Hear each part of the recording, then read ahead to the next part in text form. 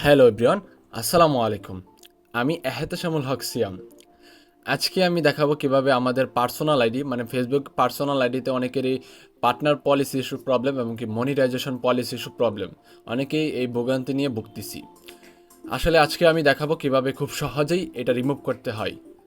তো অনেকে আমাকে রিকোয়েস্ট করছেন আমি যখন একটা ভিডিও আপলোড করি আমার ফেসবুক আইডিতে পেজের পলিসি ইস্যু কীভাবে রিমুভ করতে হয়, তখন অনেকে আমাকে রিকোয়েস্ট করছেন মানে ফেসবুক প্রোফাইলের পলিসি ইস্যু কীভাবে রিমুভ করতে হয়।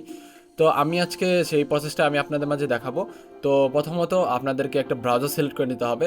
আমি আমার একটা ব্রাউজার সিলেক্ট করে নিলাম। আপনারা চাইলে যে কোনো একটা ব্রাউজার সিলেক্ট করে নিতে পারবেন। তো সিলেক্ট করে নেওয়ার পর এই ব্রাউজারটা ওপেন করার পর এখানে সার্চ করবেন web.facebook.com।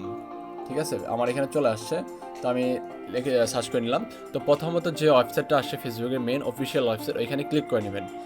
ক্লিক করে নেওয়ার পর এখানে আপনাদের এভাবে আসবে, হয়তো আপনাদের অনেকের এভাবে আসতে পারে। তো যদি এইভাবে আসে তো আপনারা সরাসরি থ্রি ডটে ক্লিক করবেন। থ্রি ডটে ক্লিক করে নেওয়ার পর এখান থেকে ডেস্কটপ সাইট দেখতেছেন, ডেস্কটপ সাইট করে নেবেন। ডেস্কটপ সাইট করে নেওয়ার পর এখানে এভাবে আসতে পারে, আবার এইভাবে আসলে আপনারা এখানে সার্চ বক্সে আবার ক্লিক করবেন। ক্লিক করে নেওয়ার পর এখানে দেখতেছেন কলমের একটা আইকন আছে, পেন, এখানে ক্লিক করে নেবেন। এখানে ক্লিক করে নেওয়ার পরে দেখতেছেন এখানে এম আছে, এম এর জায়গায় লিখবেন web.facebook.com।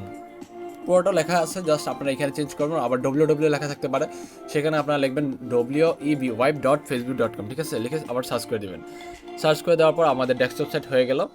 ডেস্কটপ সাইট হয়ে যাওয়ার পর আপনারা যে প্রোফাইলে প্রবলেম, সেই প্রোফাইলে প্রথমত ক্লিক করে নেবেন। ক্লিক করে নেওয়ার পর দেখতেছেন এখানে সেটিং এবং কি প্রাইভেসি, তো এখানে ক্লিক করে নেবেন। এখানে ক্লিক করার পর এখানে দেখতেছেন সেটিংসে ক্লিক করবেন। সেটিংসে ক্লিক করে নেওয়ার পর এখানে আবার জুম ইন করে নিচ্ছি। জুম করে দেখতেছেন এখানে ব্র্যান্ড অ্যান্ড কন্টেন্ট, এখানে ক্লিক করে নেবেন। এখানে ক্লিক করে নেওয়ার পর একটু সময় নেবে।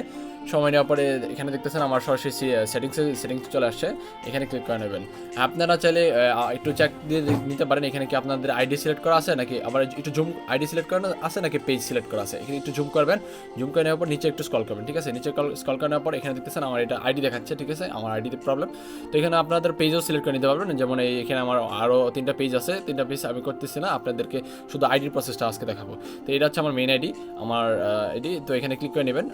তো এখানে ক্লিক করার পর এখানে জুম আউট করে নেবেন। জুম আউট করে নেওয়ার পর এখানে আমার এই সাদা একটা ড্যাশবোর্ড চলে আসে সামনে, এই জন্য দেখা যাচ্ছে না। তো এখানে দেখতেছেন ব্র্যান্ডেড কন্টেন্ট ট্যাগ, এখানে যে অপশনটা দেখতেছেন এইটাকে আমাদের এনাবল করতে হবে। এইটাকে আবার রাইটে স্ক্রল করবেন। রাইটে স্ক্রল করার পর দেখতেছেন এখানে পার্টনার মনিটাইজেশন পলিসি, এখানে এই যে এনাবল করতে বলতেছে, এনাবল ট্যাগে ক্লিক করতে বলতেছে। তো আমার হচ্ছে যে আমার এই আইডিতে কোনো প্রবলেম নাই, সেজন্য আমি এখন করতেছি না। হয়তো ভবিষ্যতে আবার প্রবলেম আসতে পারে বা পলিসি ইস্যু আসতে পারে, সেই জন্য তখন আমি এটাকে এনাবল করব। তো যাদের এখন প্রবলেম নিয়ে ভুগতেছেন তারা এখানে সরাসরি এনাবল ট্যাগে ক্লিক করে দিবেন।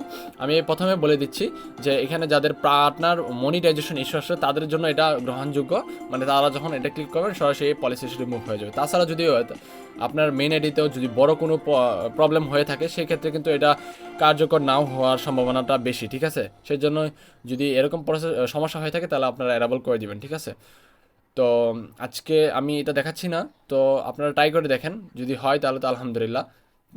তো ট্রাই করে দেখতে পারেন। তো সব আমার ভিডিওটা ওয়াচিং করার জন্য সবাইকে অসংখ্য ধন্যবাদ, এবং কি ভিডিওটা শেয়ার করে দেবেন যাদের এই প্রবলেমটা আছে, তারা যেন খুব সহজেই সলভ করতে পারে।